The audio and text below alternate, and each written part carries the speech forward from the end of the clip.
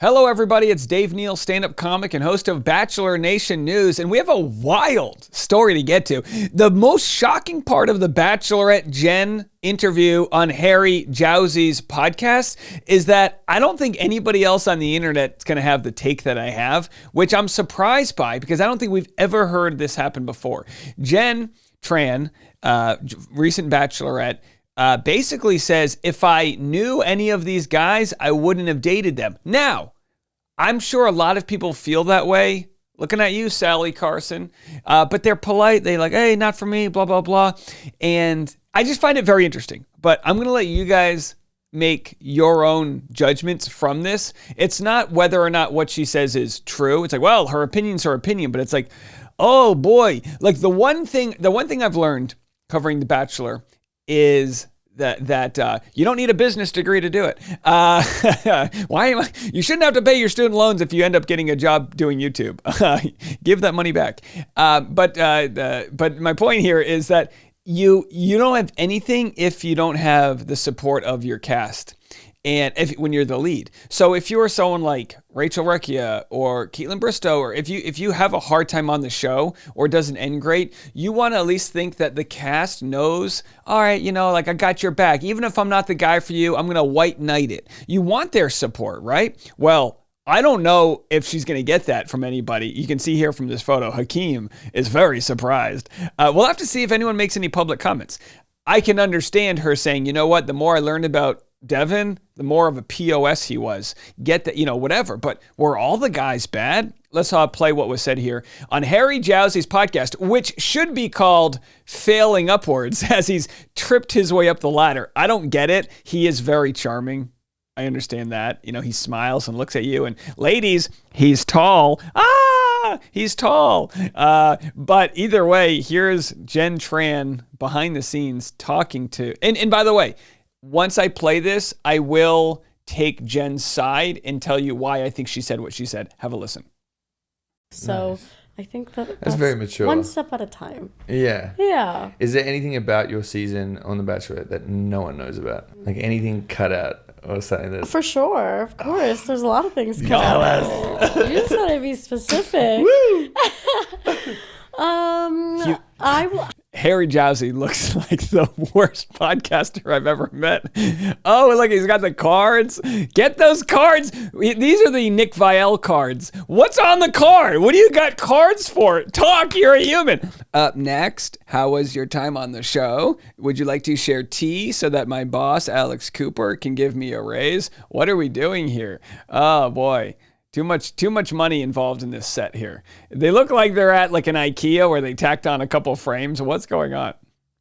I don't know. I will just say like the off-camera time is the best. Yeah. Are you allowed to look up the backgrounds of the guys online? Before the show or during Before the show? God, no. Okay. If I did, I wouldn't have dated a single one of them. Whoa! Okay, so here's. Let's get right into it. No fluff. We're going right for no foreplay here. She says, if I could have looked them up, I wouldn't have dated any of them. To which the response from her, what? Hey, I gave up going to my best friend's wedding to be on the show. So what you have to remember is the guys don't get paid. The cast doesn't get paid. Only the lead gets paid. So she gets to make $100,000 or whatever, go on Dancing with the Stars, have all these opportunities. And they're just there kind of like, huh? They, you know what I mean? It's, some of them probably didn't even get 20,000 Instagram followers, which again, who cares, right? But she's about to claim that they were there for the wrong reasons. Let's replay what she said, because even Harry, who's bad boy, is like, whoa, oh boy, she went there. It's the best. Yeah. Are you allowed to look up the backgrounds of the guys online? Before the show or during Before the show? God, no. Okay. If I did, I wouldn't have dated a single one of them. Really? Yeah. Did you ever, once filming was done, you got your phone, did you go right away and go on Instagram? When I got off of film? Yeah. I stalked every single one of them. Was there any you were like, oh shit, you're not who you presented? Yes, of course. All of them. Wow. All of them. So generalizing is fantastic for comedy. Women be shopping. Yo, you know what I mean? Generalizing is great for comedy. It's not great when you're talking about the people you are on a TV show with. The only reason you're on this podcast. Yikes. Here's my defense of Jenn Tran, because people think I'm a hater. You get it all right. I got to give my opinions, right? But here's my defense of Jenn Tran.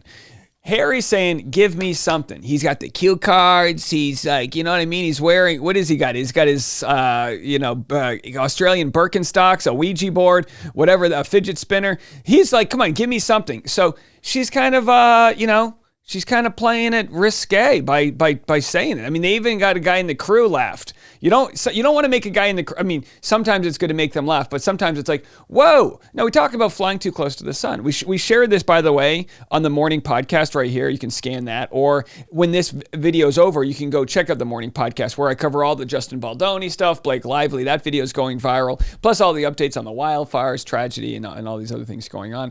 But very specifically with this, you fly too close to the sun when, you get a little too big for your britches. All these sayings are basically when the ego outpunts its coverage, and in this case, it's like, oh boy, I don't think we've ever had anybody say this. Now, if you go to the subreddits, everyone's basically supporting her, which is like whatever. They're like, yeah, well, did she say anything wrong? Her cast is deceased. She tells no lies. She really had an awful cast. I mean, come on, these guys, they were good guys on that show. She had 30 guys. Maybe she got rid of the best guys early on. I don't know. And by all means, I've defended her by saying this cast wasn't meant for her. Not that I think they would have been any better for Maria or Daisy. I mean, look, how could Daisy want to be, the Bachelorette when she can be the face of Daisy's Cottage Cheese? I'm kind of kidding, but I'm not. That deal wouldn't have gone through if she had to be the lead. But either way, enough cottage cheese material. I think it's like the question's not whether or not it's true. It's yee. I'm like, okay, Really? now we know who you really are. Yes, someone's social media says a lot about a person. I want to know, by the way, let's just go back real quick. What is on these cards? I mean, is he studying for the SATs? Is he trying to learn how to do, you remember your flashcards in third grade when you were learning how to multiply? What the hell is on these cards? Yes, someone's social media says a lot about a person. Yeah, I'm trying to clean mine up. I actually haven't seen yours. Should we take a look? No, it's I want to take a look. That's crazy. Oh, don't do this. look. No, don't pull your phone out during a podcast. It kills all the momentum. Either way, first of all, I'm an old millennial.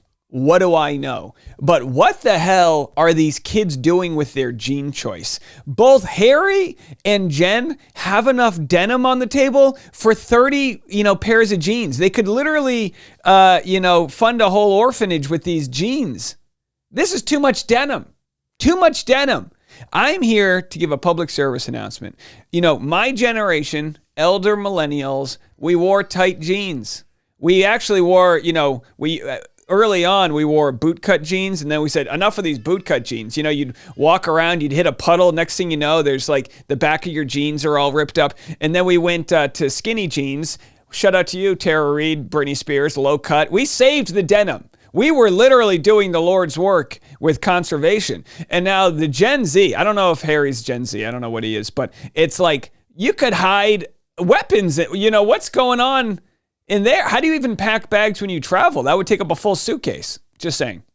I was living like. I actually haven't seen your social media. No, I started tightening it up. I'm trying to be. What do you more... mean tightening it up? What did you used to post on? Whoa, here? no, just like cringy like reels and stuff that are like. Why were they cringy? So again, I'm light teasing of Jenn Tran here. I think we're allowed to do that, right? I know people get very upset. There was a campaign to cancel me because of my opinions on Jenn Tran. I think she did as best a job as she could on short notice. I think she did an even better job on Dancing with the Stars. I wish her all the love in the world. But if she's complaining that the guys are maybe on their phone too much, she can't even get through this podcast clip without pulling up her own social media to check out Harry. He's interviewing you. Put the phone down. Now, I get it. She's having fun, whatever. I'd love to know your opinions. Oh, my son's crying out there. Augie. My son's crying out there. So maybe he's crying because there won't be any denim left for him by the time he buys a pair of jeans. Either way, am I making a mountain out of a molehill? Or is this pretty shitty of a thing to say to the guys that supported you throughout your season? Let me know what you think. I'll share your opinions. You know what I mean? On the afternoon rush hour. We'll talk about it. You can scan that QR code. If you want to watch the Rush Hour podcast in 2025, I bring to you the Rush Hour podcast in YouTube format.